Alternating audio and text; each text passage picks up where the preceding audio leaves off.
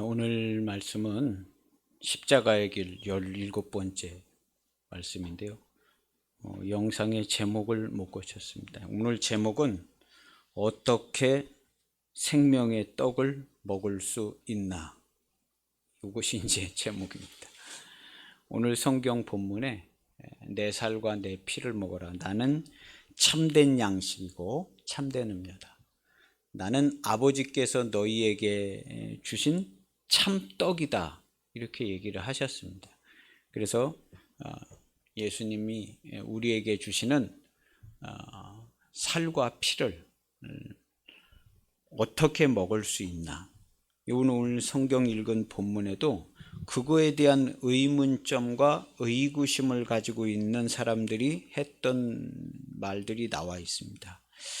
52절에 보면 이 사람이 어찌 능히 자기 살을 우리에게 주어 먹게 하겠느냐. 헛소리 하는 거다라는 거죠. 내 살과 내 피를 먹으라 그러니까 이 사람이 어떻게 자기 살을, 자기가 무슨 자기 살을 어떻게 떼줘? 자기 피를 어떻게 빼줄 건데? 하고 이제 이렇게 생각하죠. 우리도 아마 그렇게 생각할 겁니다. 누가 그렇게 얘기했다면 좀 헛소리 하는 거 아닌가? 자기 살과 자기 피로 어떻게? 어떤 사람은 야 그럼 해봐. 너 네 살, 네 피 여기서 우리한테 줘봐. 그렇게 얘기한 사람이 있을런지도 모릅니다. 우리도 아마 누가 그런 소리 하고 들으면 야 너 여기서 한번 해봐.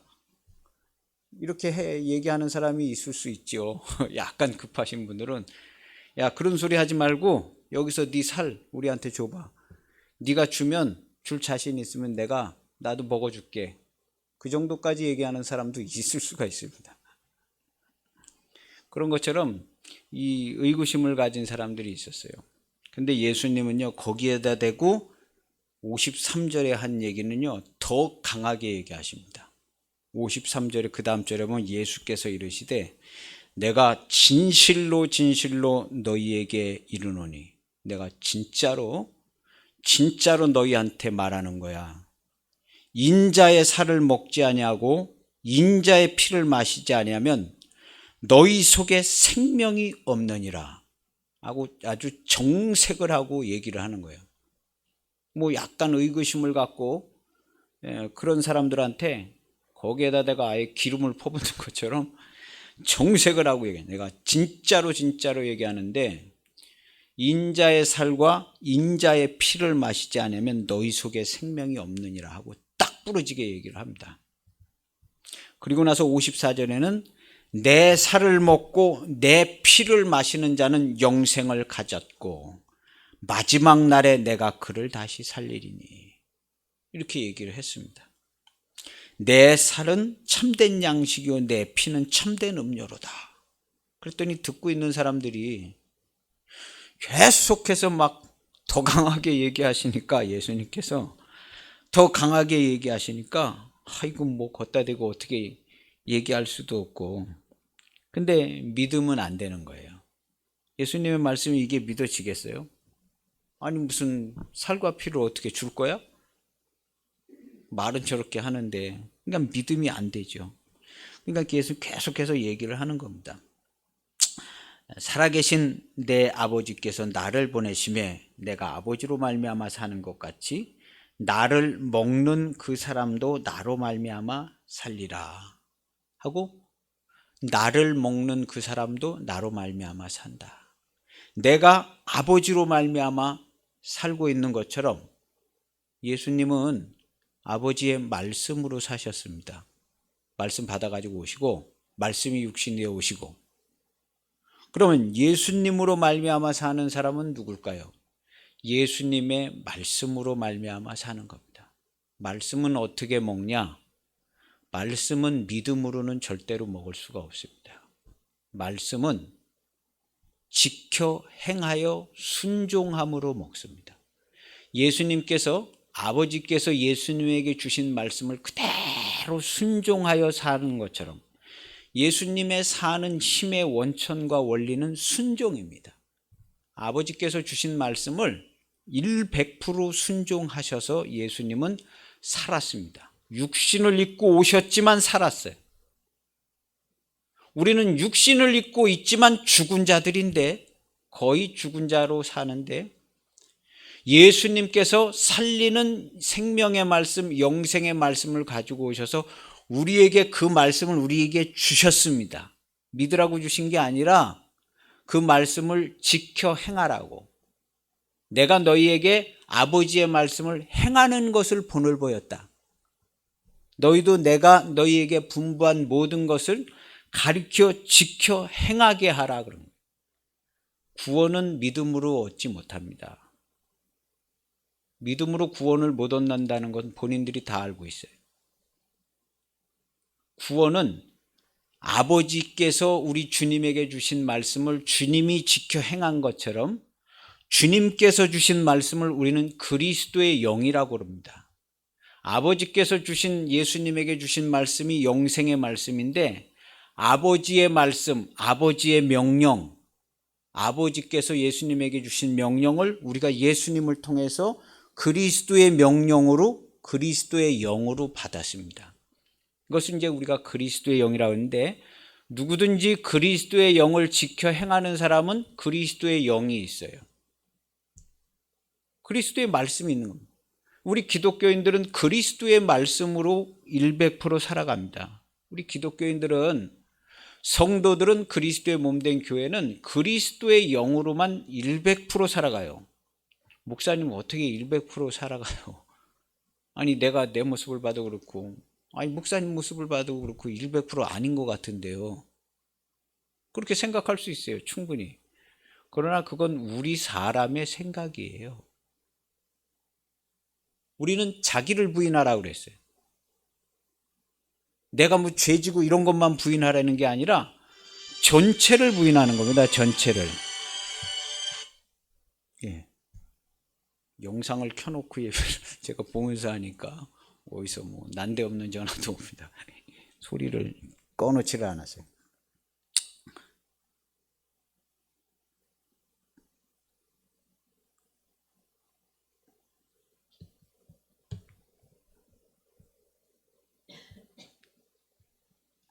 그래서 우리는 100% 그리스도의 영으로 살아갑니다.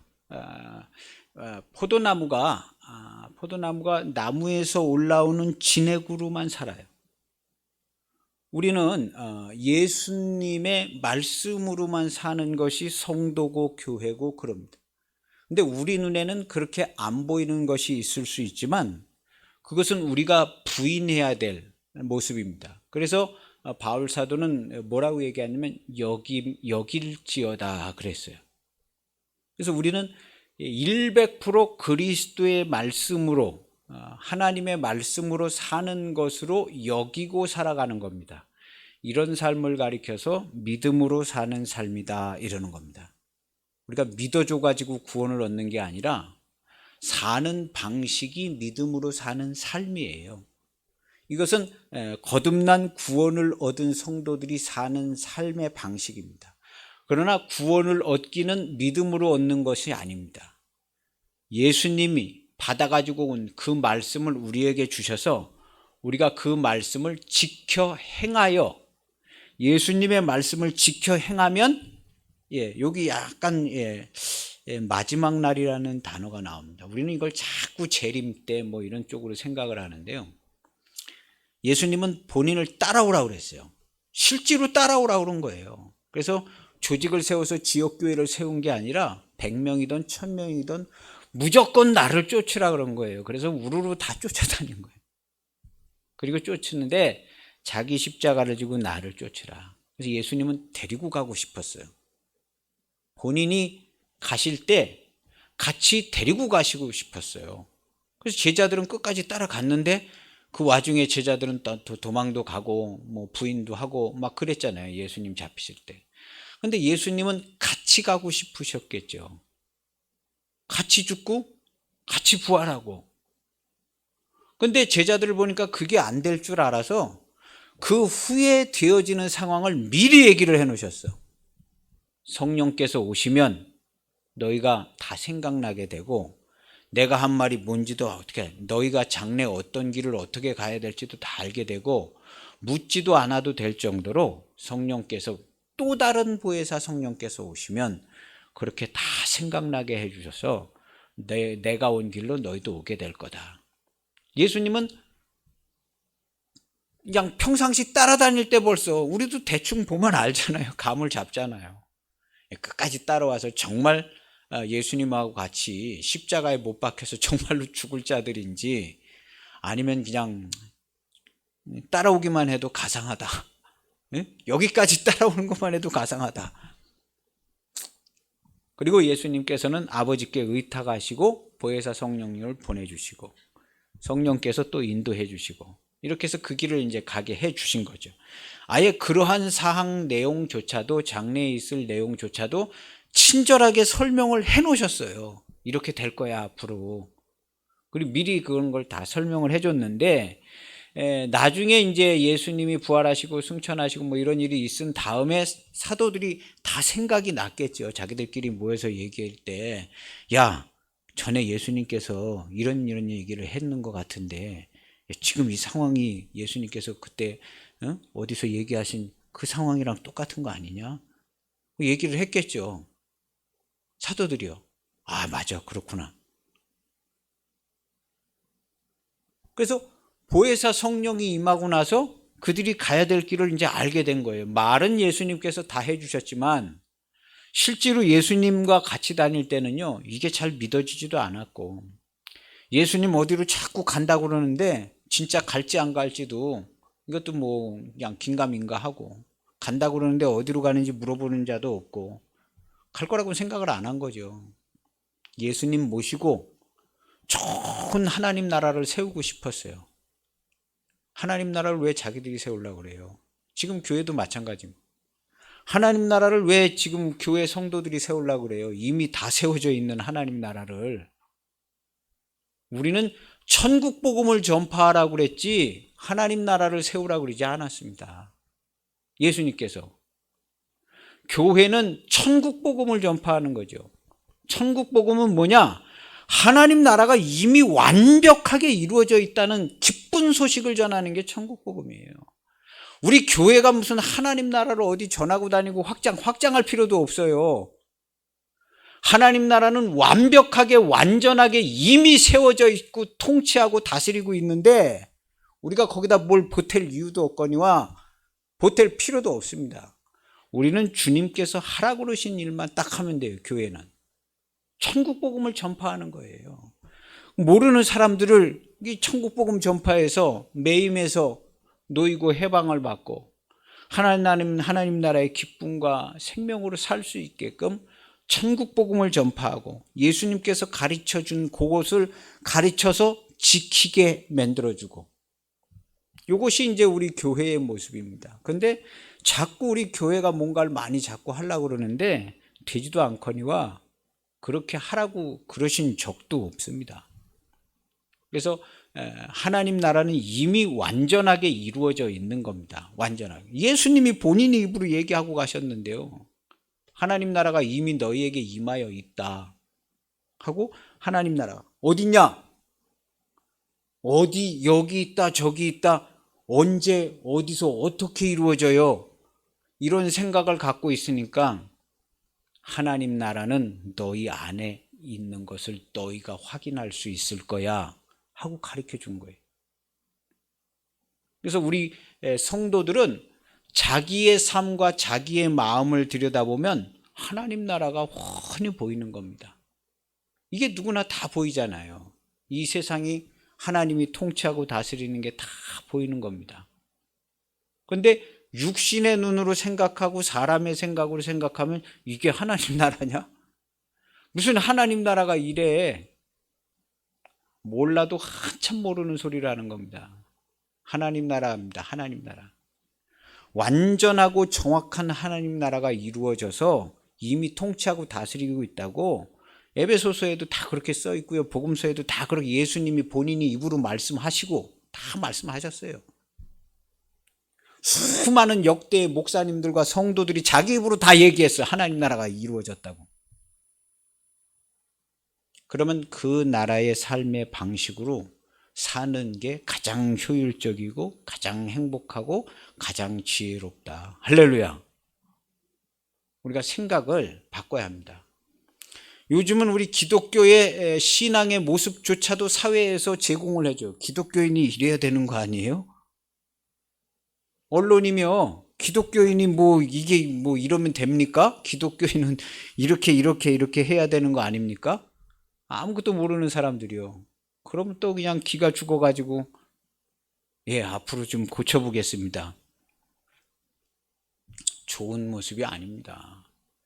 우리는요, 하나님 나라가 이미 이루어져 있습니다. 그리고 누가 그렇게 보면 기독교회와 하나님 나라는 이런 상태에 있으며 이렇게 될 것이고 앞으로도 이렇게 될 것입니다 하고 정확하게 얘기를 해줘야죠. 정확하게. 나는 하나님 나라에서 살고 있고 나와 당신의 삶의 방식은 완전히 틀리며 당신과 나는 존재적으로도 틀리고 머리끝에서 발끝까지 다 틀려요.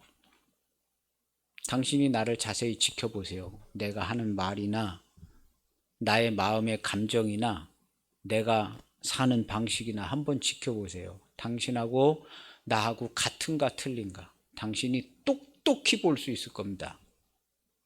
이 사람은 나하고 완전히 다른 사람이네.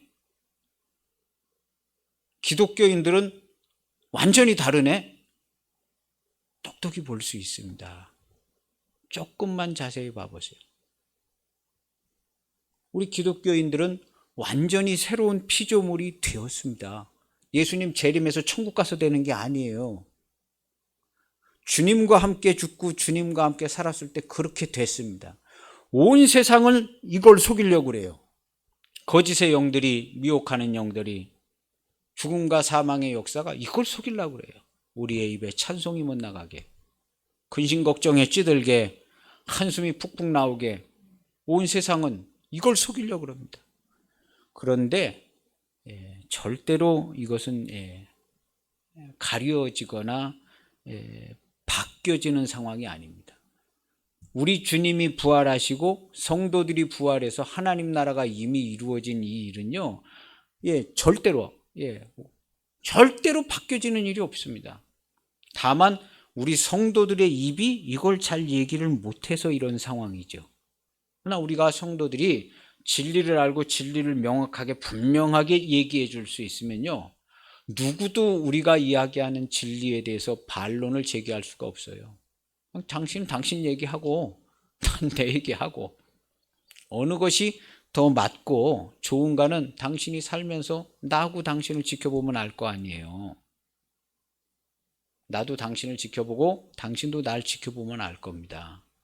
어느 사람이 지혜롭고 현명하게 살아가고 행복하게 살아가는가? 나는 자신 있습니다. 우리 주 예수 그리스도께서 살아계셔서 지금 여기 나와 함께 하셔서 당신과 내가 나누는 대화를 다 듣고 계시며 당신의 마음속에 드는 생각까지도 완전하게 100% 살피고 계시는 것을 내가 확실히 압니다. 성도는 이 정도는 얘기해야 합니다. 이 정도는. 그것이 우리의 성도예요. 그래야 하나님께 기도를 하죠. 하나님 아버지, 내 삶의 상황이 이렇게 저렇게 전개되어지고 있습니다. 나는 이런 생각을 가지고 있는데 나에게 지혜를 주시고 이렇게 인도해 주셨으면 좋겠습니다. 하나님께 기도할 수 있는 거예요. 어떤 상황이 되더라도. 여기에 의심하고 이게 될까 말까 의심할 이유가 뭐 있어요? 의심이 1%도 생기지가 않아요. 기도하는 기도자들이요. 의심할 게 뭐 있어? 하나님께 기도하는 사람이 의심할 게 뭐 있어요? 거듭난 성도가 의심이 왜 들겠어? 그냥 기도는 기도로 그냥 하면 되고 하나님께서 조치를 취하여 주시는 거지. 내가 꼭 그걸 며칠 안에 무슨 3개월 안에 며칠 안에 그걸 응답받아야 응답받는, 그건 사람의 생각이죠. 우리 그렇게 생각하지 않습니다. 그렇게 생각하지 않아요. 하나님께 기도하는 사람들은요, 의심이 없습니다. 우리 예수님께서 하나님 아버지께 기도할 때 의심이 0.1%도 없어요. 우리 성도들은 하나님께 기도할 때 의심이 0.1%도 안 생깁니다. 이게 당연한 거예요. 하나님이 우리를 살렸는데 기도하는 사람이 왜 의심이 생겨요? 그런 생각과 사고방식 자체를 완전히 다 고쳐야 돼요. 내가 하나님께, 나를 구원하신 내 하나님, 나를 사랑하시는 내 하나님께 내가 예수 그리스도의 이름으로 기도한다. 나는 내가 하는 기도에 대하여 0.1%도 0.1%도 나는 의심이 없다. 성도는 마땅히 이렇게 생각이 되어져야 되고요. 우리가 다 그렇게 생각하고 기도하고 있는 중에 있는 겁니다. 할렐루야. 찬송도 있잖아요. 의심 아주 없도다. 찬송가도 있잖아요. 이 세상적인 생각에 이렇게 세상은 그걸 과학적인 검증 방법이라고 그래요. 과학적인 검증 방법으로 검증할 수 있는 게 몇 개나 되겠어요? 얼마나 깊이 검증이 가능하겠어요? 과학적인 검증 방법으로 검증을 된 거니까 믿고 하십시오. 그걸 믿고 할 사람이 몇 명이나 되겠어요? 이거 과학적으로 다 검증해서 데이터가 이렇게 나왔습니다. 이 정수기 엄청나게 좋습니다. 이거 먹으면 어떻게 되고 저떻게 되고. 그거 누가 믿어줘요? 과학적인 검증 데이터? 우리는 이 세상의 삶의 방식으로 사는 자들이 아니라요. 우리 기독교인들은 100% 하나님의 말씀으로만 살아갑니다. 꼭 그렇게 사는 자가 바로 나인 것을 알고 계시길 바랍니다. 할렐루야. 그리고 의심할 게 없는 거예요. 그냥 하나님께 기도하는 거예요. 기도한 그날부터 행복해요. 할렐루야. 기도한 그날로부터 행복해. 그날로부터 밥맛도 좋아지고 힘도 나고 소망도 생겨지고. 이 세상에 우리 기독교인들보다 좋은 삶의 환경이 펼쳐져 있는 사람들은 없습니다. 우리를 위로해 주시고 사랑해 주시는 하나님이 있죠. 형제 같은 성도들이 있죠. 이루 말로 표현을 할 수가 없습니다. 이루 말로 표현할 수. 우리는 우리가 쓰는 언어나 생각이나 이런 걸 다 바꿔야 합니다. 왜 하나님이 주신 좋은 말들이 성경에 많이 있는데 불신자들이 갖다가 막 강요한 그 말을 우리가 쓰고 그래야 되겠어요? 그럴 이유가 없습니다. 그럴 이유가 없어요.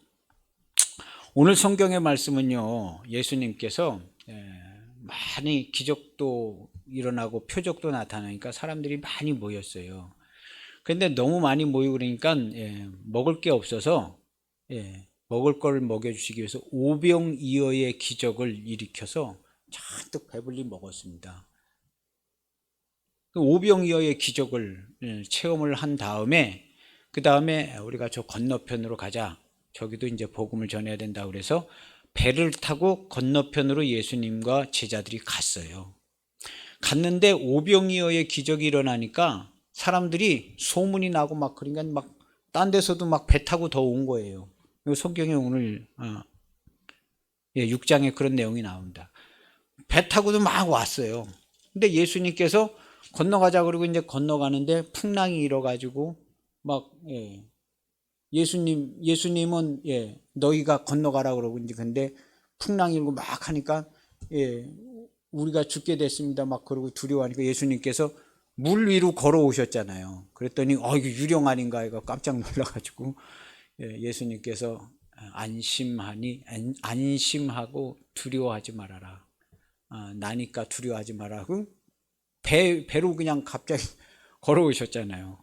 약간은 이제 충격적인 현상을 본 것인데 어쨌든 그런 큰 표적도 봤습니다. 그리고 이제 건너편으로 건너갔어요. 건너가가지고 또 이제 뭐 복음 전하고 그러는데 말을 안 하고 왔다는 거예요. 그래서 아니 예수님 어쩌냐까지만 해도 여기 있었던 것 같은데 어떻게 된 거야 하고 사람들이 물어보니까 예수님 저 배 타고 제자들 건너가던데 그렇게 된 거예요. 그러니까 그래? 그냥 언제 가셨대? 그래가지고 딴 데서 배 타고 온 사람들이 예수님 보려고 왔는데 없잖아. 그러니까 그냥 그래 어디로 갔어? 건너편으로 갔는데요. 그러니까 배를 타고 또 쫓아온 거예요. 배 타고 쫓아오고 걸어서 또 쫓아오고, 배 못타는 사람 걸어서 쫓아오고, 그리고 와서 예수님한테 하시는 말씀이, 예수님, 여기 언제 오셨어요? 얘기를 좀 하시고 오시면 우리가 이제 같이 오든가. 응? 그러지, 우리도 같이 오는데 왜 그냥 얘기도 안 하고 오셨냐는 식으로 이제 예수님한테 얘기를 하는 거예요. 그랬더니 예수님께서 그 사람들한테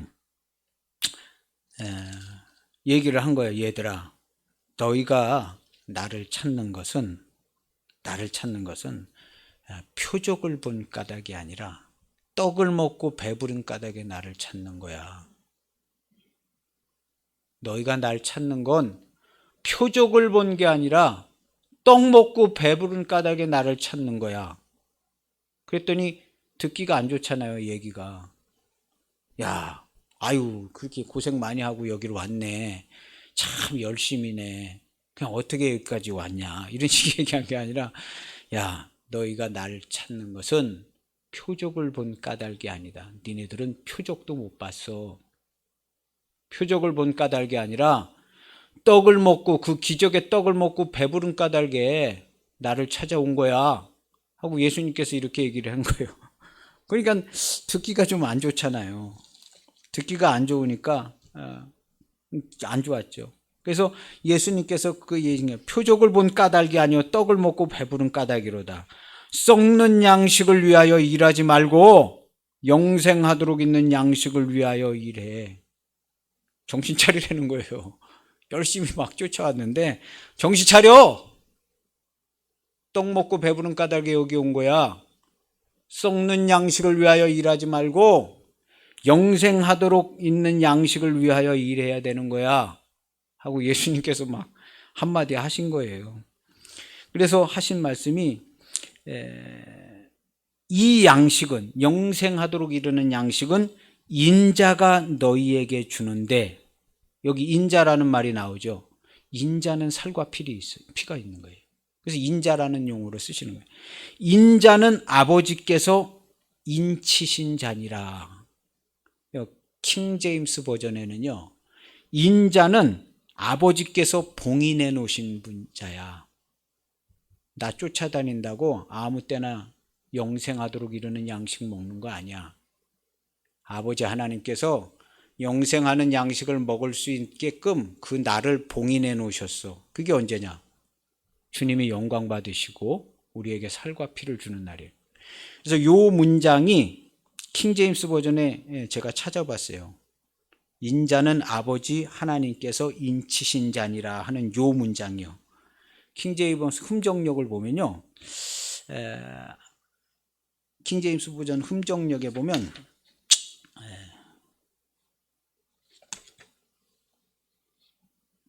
그를 하나님 아버지께서 봉인하셨느니라. 지금 이 얘기가 뭔 얘기 끝에 나왔냐면요, 양식 얘기. 썩는 양식을 위하여 일하지 말고 영생하도록 있는 양식을 위해서 일해. 그거 먹으려고 나를 찾아야 돼. 그런데 그 영생하도록 이르는 양식은 지금 나한테 왔다고 해서 먹는 거 아니야. 하나님 아버지께서 봉인해 놓으셨어. 이렇게 얘기한 거예요. 킹제임스 버전 성경을 보니까 이게 명확하게 들어와요. 예수님이 생명의 양식인 이걸 봉인해 놓으셨구나. 그래서 그게 언제 먹냐 하면 그날에는, 우리가 얘기하는 그날에는, 오늘 여기 성경에 힌트를 준 그 구절에는 마지막 날에 그를 다시 살리리니, 우리 마지막 날 하면 꼭 재림 때 생각해요.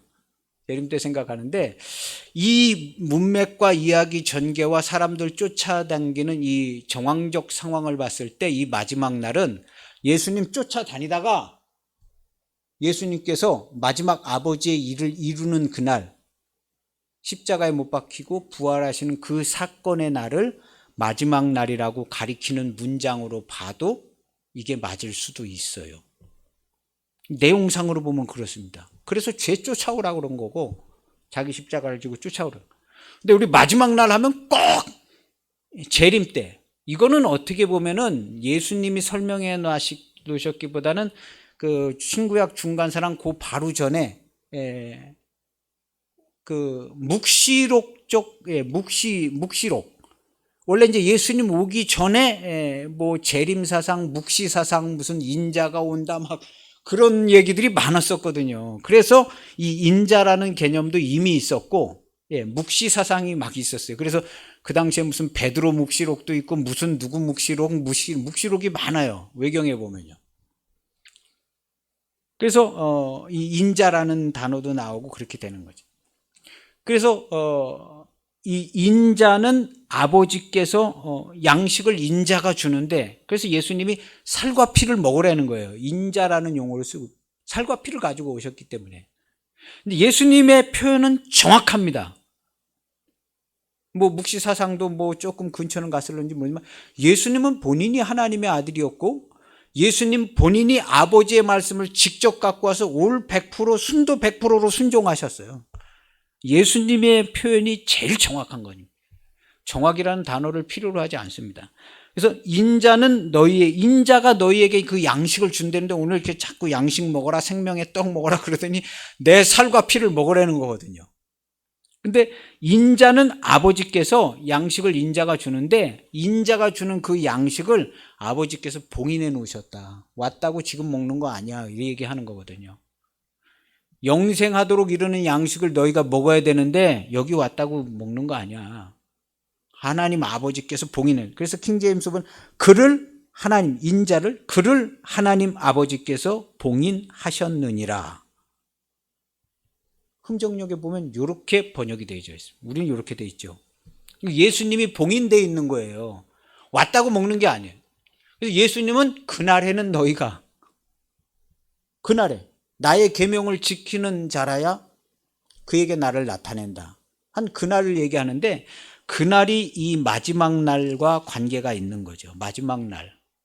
그래서 예수님은 이 마지막 날을 기대를 많이 했는데, 실제로 예수님의 제자들이요 다 그냥 도망가셨잖아요. 베드로는 뭐 세 번 부인하고. 그래서 간 사람이 별로 없는데, 강도가 이제 같이 오늘 네가 나와 함께 낙원해 주리라. 예수님은 같이 가고 싶으셨을 거예요. 같이 가고 싶으셨어요. 같이 죽고 같이 살아. 근데 그걸 못했는데, 그걸 못하게끔 생긴 것을 벌써 그 전에 알고 계셨어요. 그래서 앞으로 이렇게 될 거야. 베드로, 너는 어떻게 돼가지고 네가 형제들을 굳게 해야 되고, 그 상황을 다 알고 계셔서 다 조치를 다 하고 그에 필요한 말씀들을 다 해놓고 가셨어요. 그리고 나서 우리들은 뭐냐? 우리들은 주님이 우리가 주의 말씀을 지켜 행하여 자기 십자가를 지고 주를 쫓아가서 주를 시인하고 주와 함께 죽을 때, 주님이 그때 우리도 갔죠. 그래서 주님과 우리 죽는 때 주님이 오는 게 아니에요. 주님이 죽으시는 시점에 우리가 가서 같이 죽는 거예요. 그 시점은 2000년 전이나 지금이나 앞으로 2000년 후나 똑같은 시간입니다. 우리 사람의 시간은 시간차가 나지만 하나님은 시간을 만드신 분이라 시간이 없어요. 그래서 우리가 주와 함께 죽고 주와 함께 사는 것은요, 베드로가 죽고 주와 함께 사는 때랑 우리가 주와 함께 죽고 주와 함께 사는 때랑 2000년 후의 성도가 주와 함께 죽고 주와 함께 사는 때랑 똑같습니다. 그래서 예수님께서 힌트를 주셨는데, 얘들아, 하나님은 죽은 자의 하나님이 아니라 산 자의 하나님이야. 다 주와 함께 죽고 주와 함께 살아 다 똑같이 다 만난 거야. 너희가 하나님을 아브라함의 하나님, 이삭의 하나님, 야곱의 하나님 이렇게 부르는 거 못 들어봤냐? 그 뭘 얘기하냐 하면, 하나님은 산 자야. 아브라함과 하나님이 그냥 상대하고 계시고, 그 아들 이삭과도 상대하고 계시고, 똑같은 시간에 야곱과도 똑같은 시간에 상대하고 있는 거예요. 오늘 우리하고도 똑같은 시간에 하나님 우리를 상대하는 시간은 똑같아요. 아브라함 만난 시간하고 나 만난 시간하고 똑같단 말이에요. 하나님은 시간을 만드시고, 하나님에겐 시간이 없거든요. 알파와 오메가라. 그래서 너희가 어떤 사람이 질문했어요. 결혼했는데 죽고 아들이 없이 죽고, 그래서 그 둘째 아들이 또 그 형수랑 결혼했는데 둘째 아들도 죽고 셋째 아들이 또 결혼해. 그러면 이건 나중에 천국 가면은 이게 누구 남편이에요? 예?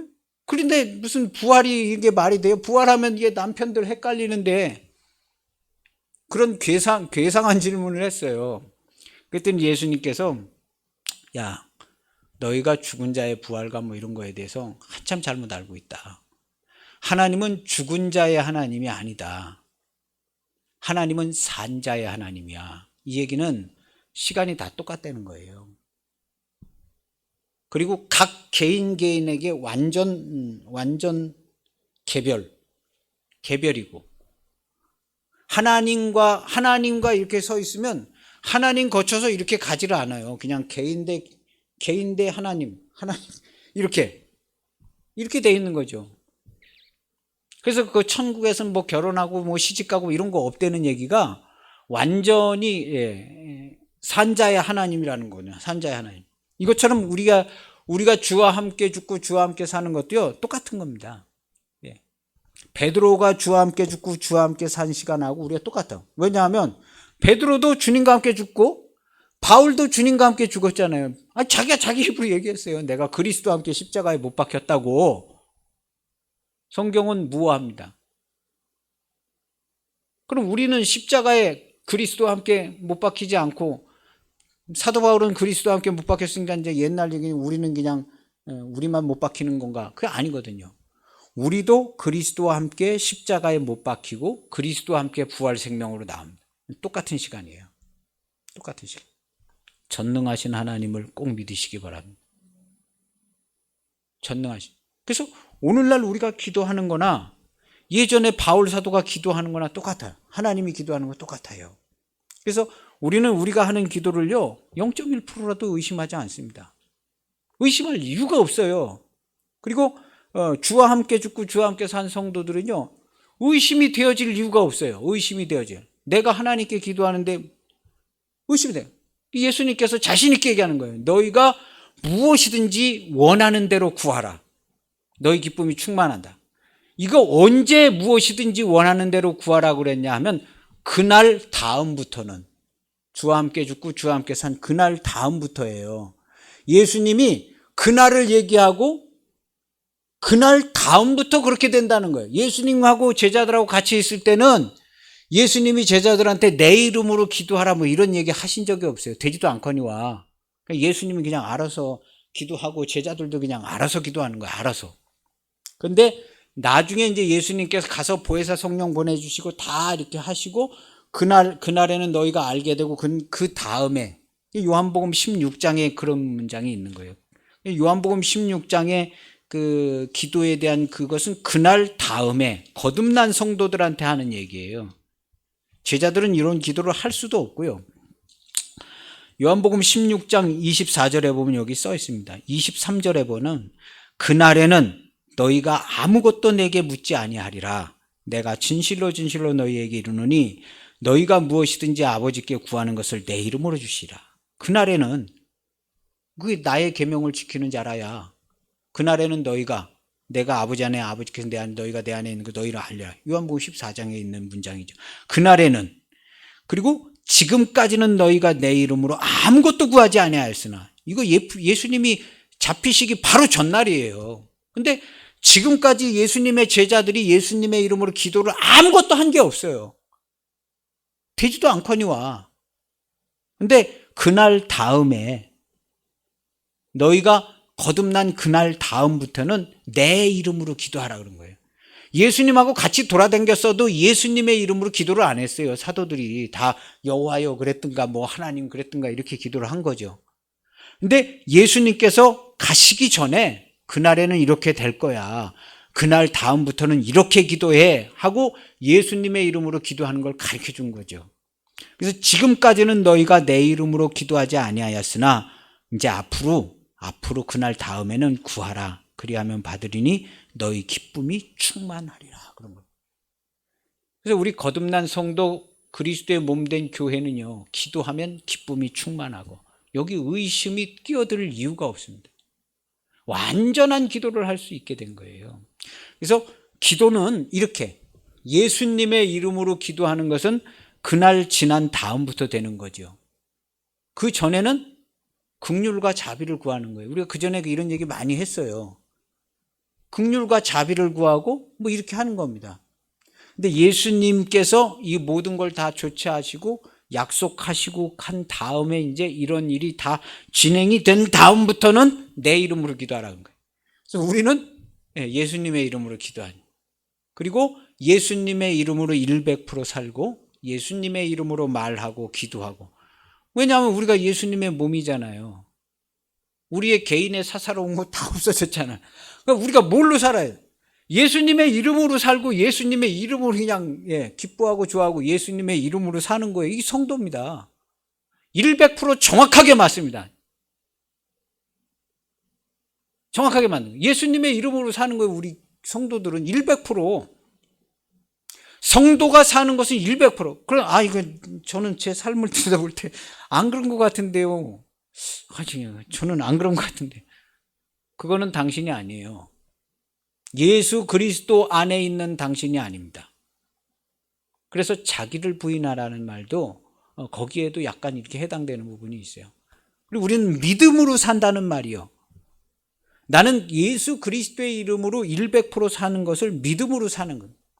그래서 믿음으로 안 살고 그냥 적당하게 무슨 남이 볼 때 이렇구만 저렇구나 이런 거는 나의 믿음의 삶이 아니고 하나님 나라에서 삶이 아닙니다. 그래서 우리 주 예수 그리스도 안에 하나님 나라에서 내가 믿음으로 사는 것은 언제든지 100% 그렇게 살아요. 성도는 자신 있게 얘기해야 돼요. 나는 완전한 그리스도이며 나는 100% 하나님의 말씀으로만 살고 있으며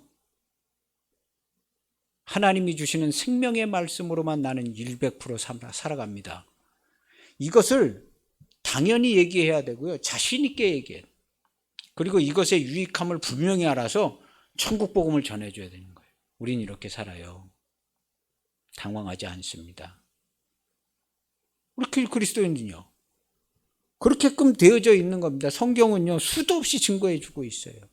근데 우리가 지금 세상적이나 뭐 어디서 알지도 못하는 근거도 없는 얘기를 듣고, 근거 없는 얘기를 듣고 우리의 표현이나 우리의 그 삶의 대처 방식이나 이런 것들이요,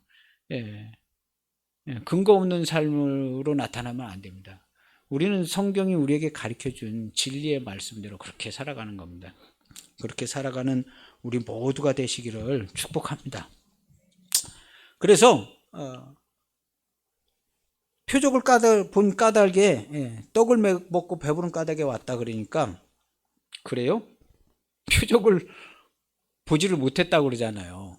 너는 표적을 보고 나를 찾아온 게 아니라 떡을 먹고 배부른 까닭에 나를 찾아온 거야. 썩는 양식을 위하여 일하지 말고 영생하도록 이르는 양식을 위해 일하라. 이렇게 얘기하니까, 그래요? 그러면 우리가 당신을 믿도록 행하시는 표적이 무엇입니까? 하시는 일이 뭡니까?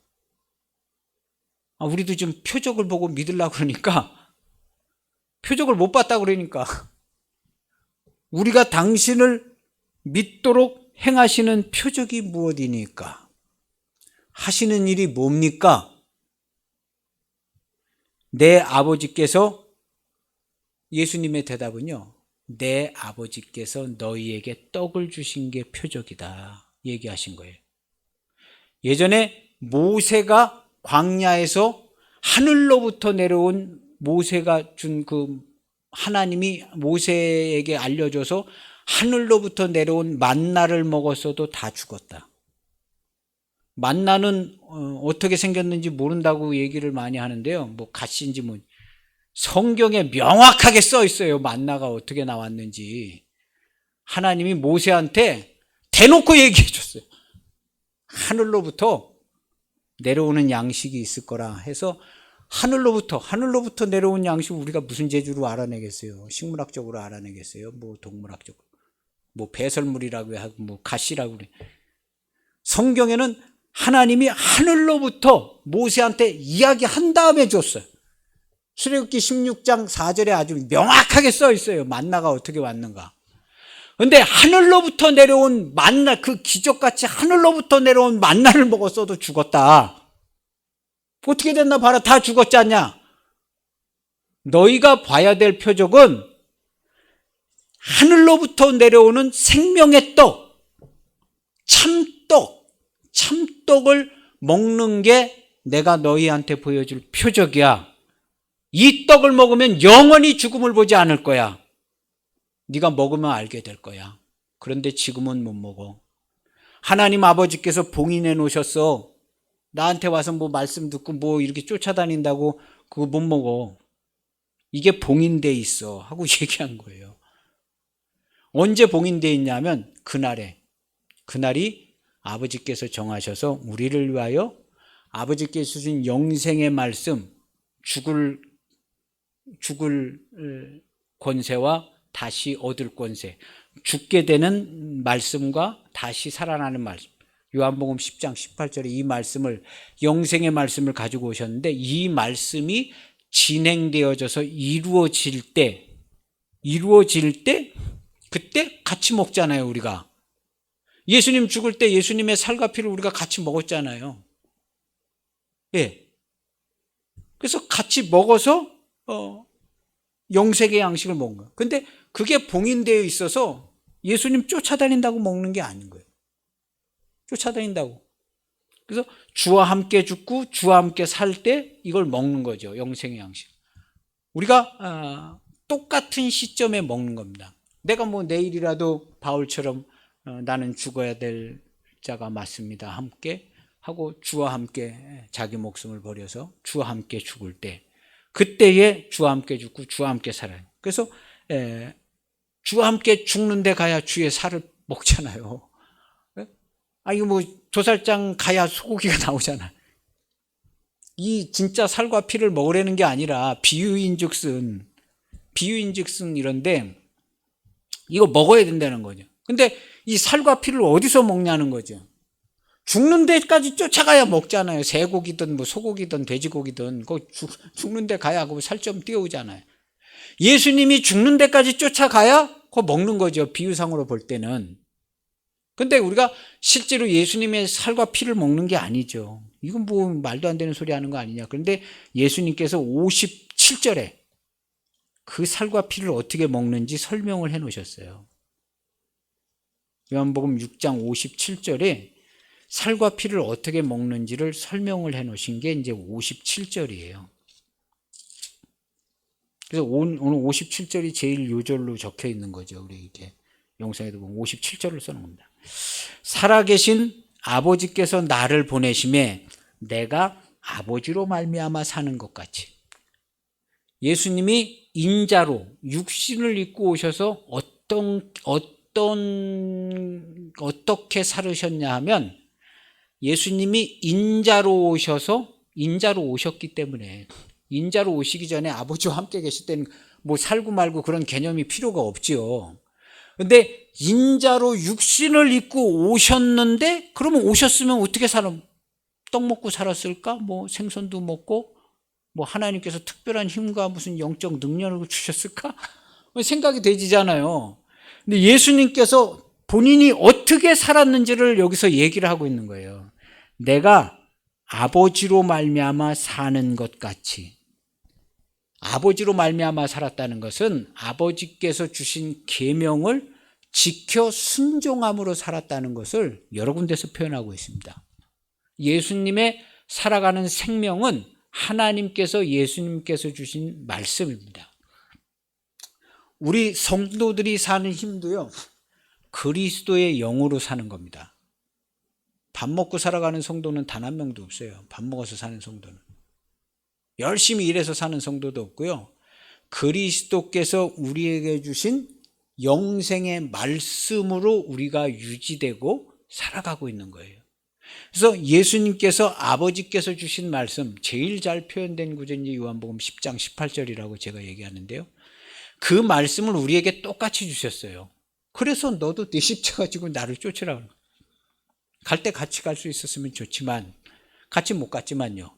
어느 때 쫓아와서 3000년 전에 쫓아와도 예수님과 같이 가는 거예요. 할렐루야. 예수님은 똑같은 시간이에요. 그렇지 않으면 지금 예수님이 나와 함께 계신다고 얘기하면 안 되죠. 2000년 조금 전에 오셨던 그 예수님께서, 내가 여기서 기도하면 2000년 전 조금 전 거기 거기 계신 예수님이 나한테 응답을 하셔서 2000년 후에 지금 내가 응답을 받는 것 같은데요. 이렇게 표현을 해야지.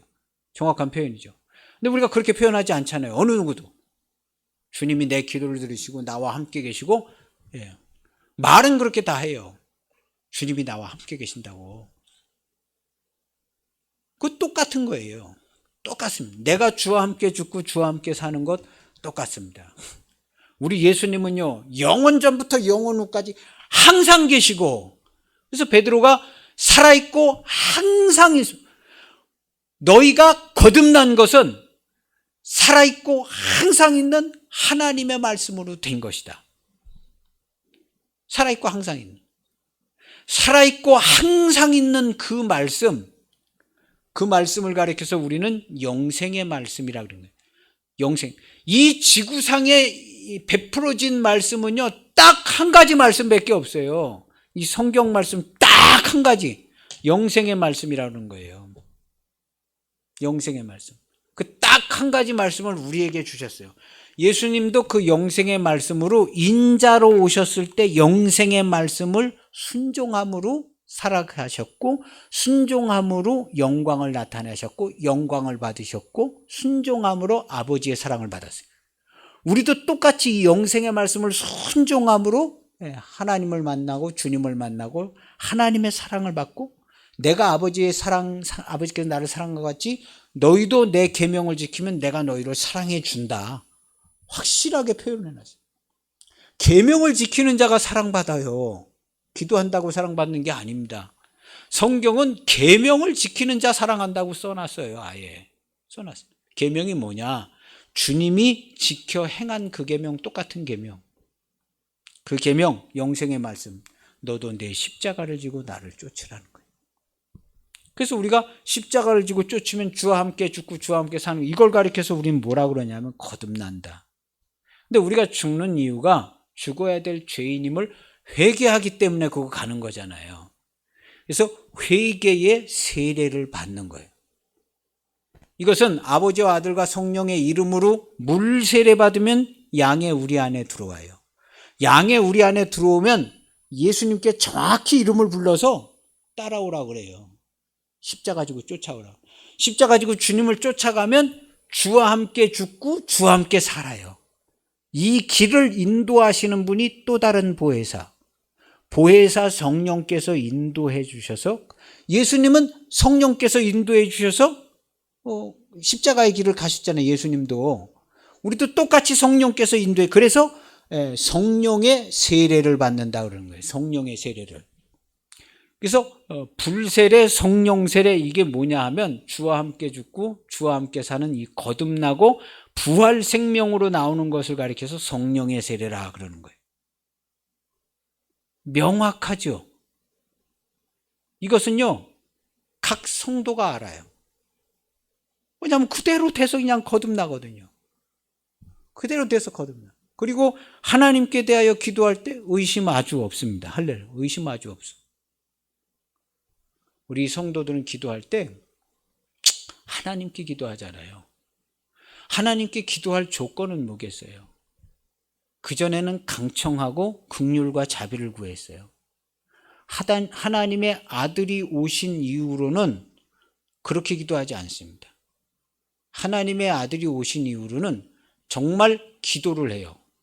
긍휼과 자비와 강청 이렇게 했는데, 하나님의 아들이 오신 다음에는 내 이름으로 기도해라 하고 우리가 그리스도의 몸으로 기도합니다. 그래서 그리스도께서 기도한 것처럼 똑같이 기도하는 거예요. 아버지요 어쩌고 저쩌고 기도하는 거예요. 그전에는 아버지요 안 했잖아요. 여호와요 그랬던가. 그것도 아마 못 불렀을 겁니다. 그냥 하나님이라는 호칭도 잘 못 부르고 그냥 어떻게 날 불쌍히 여겨주세요 이렇게 했던가. 근데 예수님이 오신 이래로는요, 우리가 예수님처럼 아버지요 하고 이렇게 기도하잖아요. 그러니까 이 아버지요 하고 기도하는데 거기에 무슨 의심이 하고 무슨 이런 게 있을 수가 없잖아요. 아니, 아버지께 기도하는데 거기 왜 의심이 있어요? 그래서 우리 성도들이 기도할 때는 의심이 없어요. 어떤 성도가 기도해도 의심이 껴들 수가 없어요. 하나님 아버지 하고 기도하는데 거기 무슨 의심이 될 일이 뭐 있어요? 될 이유도 없거니와 하나님 아버지 기도하는데 그냥 기도하는 거예요. 하나님 아버지 내 기도를 들으신 것을 감사합니다 하고 기도하는 거죠.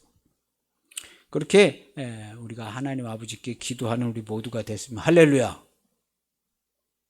이만큼 많이 바뀌고 변화되어 있는 거예요. 이미 이 세상은 벌써 이미 다 바뀌어져 있으며 하나님이 우리를 그렇게 우리 주 예수 그리스도 안에서 우리를 그렇게 사랑하시고 주의 말씀을 지켜 행하는 자들을요 하나님 아버지께서 그 아들을 사랑하심과 같이 그 아들을 사랑하신 것 같이 우리를 그렇게 사랑하고 말할 필요가 없는 거예요. 우리 성도들이 무슨 뭐 의심이 생기고 뭐 아닌 것 같네, 긴 것 같네 이런 말 자체가 필요가 없어요. 우리 성도들은 그런 겁니다. 그래서 하여튼 표적을 보여달라고 그런 거죠. 표적을 좀 보여주세요. 그랬더니 예수님의 오늘 그 다음 문장의 대답은 표적은 뭐가 표적이냐 하면 생명의 떡을 먹는 게 표적이야. 이 떡은 어떻게 먹냐 하면 내 살과 내 피를 먹어야 이 떡을 먹을 수 있어. 그랬더니 열심히 쫓아온 사람들이요. 비판하려는 사람들이 아니라 배 타고 쫓아오고 걸어 쫓아왔어요. 예수님께서 떡을 먹고 배부른 까닭에 나를 쫓아오는구나. 그렇게 하지 말어. 그러니까 표적을 보여주세요. 그랬더니 표적? 하늘로부터 내려오는 참떡을 먹는 게 표적이야. 옛날에 모세가 하늘로부터 내려온 떡을 준 그거 먹고도 다 죽었어. 근데 하나님이 너희에게 인자를 통해서 주시는 이 떡은 먹으면 죽음을 보지 않아. 죽지 않아. 영원히 죽지 않아. 이 떡을 네가 먹는 게 표적이야. 예수님께서 이렇게 얘기해 주는 거예요. 이 떡을 네가 먹는 게 표적이야. 이 떡을 어떻게 먹는지 가르쳐 줄게. 내 살과 내 피를 먹지 아니하면 너에게 생명이 없어. 내 살과 내 피를 먹어야 돼. 그랬더니 듣고 있다가 아니 무슨 살과 피를 어떻게 먹어. 표적이나 보여주지. 아니 무슨 살과 피를 먹으라 그래. 살과 피 어떻게 먹는지 가르쳐 줄게 하고 가르쳐 준 게 63절이에요. 살은 내 살 여기서 아무리 뜯어 먹어도 아무 유익이 없어. 너희를 살리는 것은 영이야. 육은 유익이 없어. 내가 너희에게 이르는 말이 영이요 생명이야. 내가 너희에게 이르는 말을 지켜 행하라는 거예요. 믿으라는 게 아니에요. 지켜 행해. 너도 네 십자가를 나를 지고 나를 쫓아와라. 그럼 주님과 함께 죽고 주님과 함께 사는 자리 가죠. 거기 주님이 죽는데 가야 살과 피를 먹잖아요. 갔다고 해서 무슨 진짜 주님의 살과 피를 먹는 게 아니라 주님께서 우리에게 주시는 말씀이 육신이 되어 오신 분이기 때문에 그런 비유를 쓰시는 거고 주님께서 받아가 오신 영생의 말씀 우리도 그 말씀으로 살라고 그 말씀을 가지고 오셔서 우리에게 영생을 주시려고 가지고 오신 말씀이잖아요. 그러니까 우리도 그 말씀으로 살아야 하잖아요. 근데 그 말씀을 지킬 수 있게 만들어 주시는 거죠. 너도 내 십자가를 지고 나를 쫓아라. 내가 너희와 같은 죄인과 죽음과 사망을 이 육신을 입고 온 것은 너희하고 같이 가기 위해서 왔다는 거죠. 그래서 주님이 죽을 때 우리가 같이 죽습니다. 할렐루야. 말씀 받았다고 우리가 가서 죽는 거 아니에요. 큰 용기 내가지고 큰 헌신해서 죽는 거 아닙니다. 못 죽습니다. 주님이 죽을 때에 우리가 주를 시인하고 주와 같이 죽는 거예요. 그래서 주와 같이 죽고 주와 같이 우리가 살았습니다. 할렐루야. 이렇게 우리가 부활 생명으로 나왔잖아요. 성도가 되고 거듭난 겁니다. 전 세계 기독교인들이 다 이렇게 된 거예요. 이렇게 된 겁니다. 그리고 바울 사도처럼 날마다 자기 자신을 주와 함께 심고 거두는 겁니다. 욕된 것으로 심고 욕 잔뜩 먹고 심고 약한 고난과 고통을 다 받아서 심고 주여 다 받아 마땅합니다. 이거 다 받아도요 그렇게 고통스럽지 않습니다. 내가 주와 함께 이 썩을 거, 죽을 거, 약한 거 이걸 내가 다 버립니다 하고 자기 목숨을 버리는 자가 됐습니다. 할렐루야. 그렇게 해서 날마다 예복을 준비하고 주님과 함께 나오는 겁니다. 그래서 살과 피는 어떻게 먹냐? 그 말씀을 지켜 행하는 것. 이걸 가리켜서 우리는 순종이라 그런 겁니다. 순종. 순종함으로 양식을 먹습니다. 순종함으로. 순종. 예수님은 100% 순종하여 사는 모습을 보셨습니다. 성경에 예수님 모습을 보면 100% 하나님의 말씀에 순종해요. 우리 기독교인들은 100% 하나님의 말씀으로만 살아갑니다. 순종해요. 실제가 그러고 있어요. 지금 100%. 아닌 건 우리가 부인해요. 아닌 건 이건 내가 아니야. 살기 편한 삶의 방식을 얘기해 드리는 게 아니라요. 그 부인하고 막 한다고 되지도 않잖아요. 완전히 떨어나가지 않으면 안 되잖아요. 그래서 주와 함께 바울처럼 심어야만 그거 떨어져 나가거든요. 그래야 부인되죠. 아니 내가 부인해가지고 다 잊어먹은 거는 해. 나는 그냥 기분 나쁘지 않아. 이렇게 해서 그게 되면 얼마나 좋겠어요. 안 되죠. 절대로 안 되죠. 반드시 바울과 같이 주와 함께 죽어서 심어야만 이게 떨어져 나가죠. 그래서 부인하는 것 자체가 그냥 말 한마디로 생각으로 부인되어지는 게 아니죠. 꼭 주와 함께 날마다 자기 십자가를 지고 주와 함께 죽어야 될 자로 자기 목숨을 버리는 것, 십자가로만 이게 되잖아요. 그러니까 그렇게 하는 거죠. 우리 100% 주님이 한 것처럼 우리 성도들도 100% 그렇게 순종합니다. 순종. 100% 순종하는 삶이 되시길 바랍니다. 할렐루야. 순종에는 100% 하나님의 영광이 아름답게 나타납니다. 순종은요. 사람은 순종하는 걸 볼 때 제일 기뻐합니다. 사람이 언제, 우리 보통 사람들은 언제 사람들이 제일 기뻐하고 좋으냐 하면요. 순종하는 걸 볼 때 제일 좋아해요. 그리고 순종하는 사람을 보면 다 주고 싶어, 그냥 다. 내 집 팔아서 주고 싶을 정도로 그러나 순종하는 사람 한 사람은 구경하기 힘들어요. 자식이든 부인이건 남편이든 순종하는 사람 한 사람을 구경하기 힘들어요. 이건 기독교인만 되는 겁니다. 기독교인만 주의 이름으로 주와 함께 죽어서 친구를 위하여 목숨을 버릴 때에만 순종이 되죠. 오직 하나님의 말씀으로만 순종이 됩니다. 그래서 100% 순종의 삶, 이런 순종의 삶, 순종에는 나타나는. 그래서 순종을 낮아짐과 하나됨의 진리가 영광으로 나타나는 순종이라는 것은요, 낮아짐과 예수님이 우리에게 보여주신 거예요. 하나됨의 진리가 나타나는 유일한 길이 순종입니다. 그래서 순종에는 사랑의 결정체가 나타납니다. 사람은 원래 순종할 수가 없어요. 그래서 오직 하나님의 말씀으로만 순종하는데 이 말씀이 이루어지는 곳에는 100% 하나님의 사랑과 은혜와 진리가 충만합니다. 이 순종이 예수 그리스도의 비밀입니다. 순종이요. 순종. 말씀은 100% 사랑입니다. 하나님의 말씀은 100% 사랑이에요. 이 하나님의 말씀이 이루어지는 걸 가리켜서 순종이라고 그러는 겁니다. 그래서 하나님의 말씀이 이루어지는 곳에 100% 영광과 기쁨과 사랑이 나타납니다. 이걸 가리켜서 우리는 뭐라 그러냐면 순종이라 그러는 겁니다. 순종. 인생은 순종과 하나됨을 배우는 게 인생입니다. 우리 사람의 인생은 순종하는 걸 배워요. 어려서부터. 그리고 결국에는 하나님의 말씀에 그리스도의 영에 순종하는 것을 열매로 거둡니다. 인생은 순종을 배우게끔 프로그램이 짜져 있어요. 그래서 그리스도께 순종하게끔 모든 프로그램이 완벽하게 짜져 있습니다.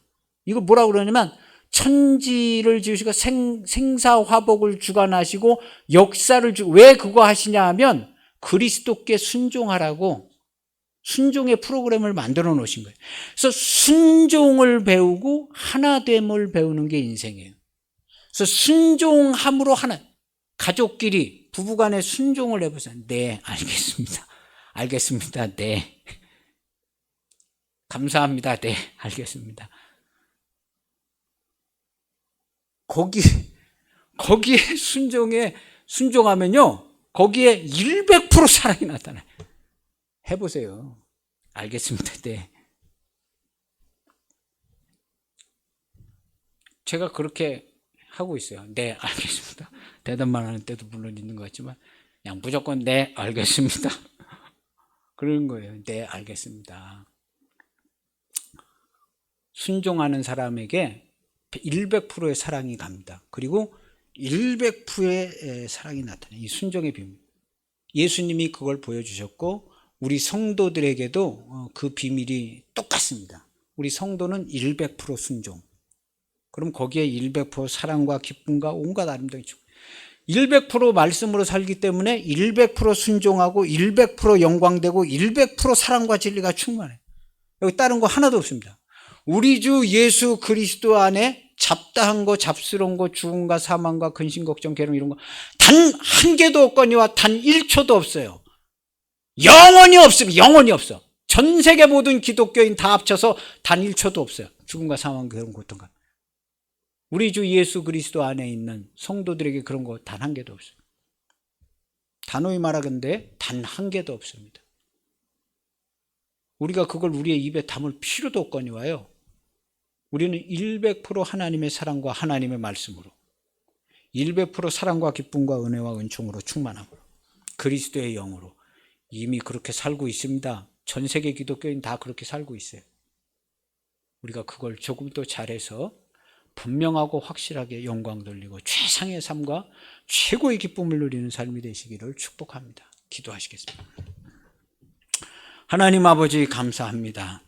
그리스도의 살과 피를 먹는 것, 그리스도의 말씀, 하나님의 사랑, 진리, 생명의 말씀들이 우리에게 그대로 다 이루어져서 날마다 하나님을 영화롭게 하고 영광을 돌리고 찬송을 하며 이 세상에 하나님의 영광을 나타내는 성도가 되게 하신 것을 감사합니다. 우리의 삶에 무익한 말이 없으며 무엇이든지 다 하나님의 기쁨과 사랑과 영광이 충만하고 천국 복음을 전파하고 가장 아름답고 복된 삶의 모습으로 하나님께 영광을 돌리게 하옵소서. 이와 같은 은총을 우리에게 모두 주신 것을 감사를 드립니다. 뒤로 물러가는 사람이 한 사람도 없고 나아가 앞으로 전진하여 천국 복음을 전파하고 하나님 나라를 선포하고 통치하고 다스리는 우리 교회와 성도 우리 모두 되게 축복해 주옵소서. 이 영광이 날마다 충만하니 감사를 드리며 예수님의 이름으로 기도하옵나이다. 아멘.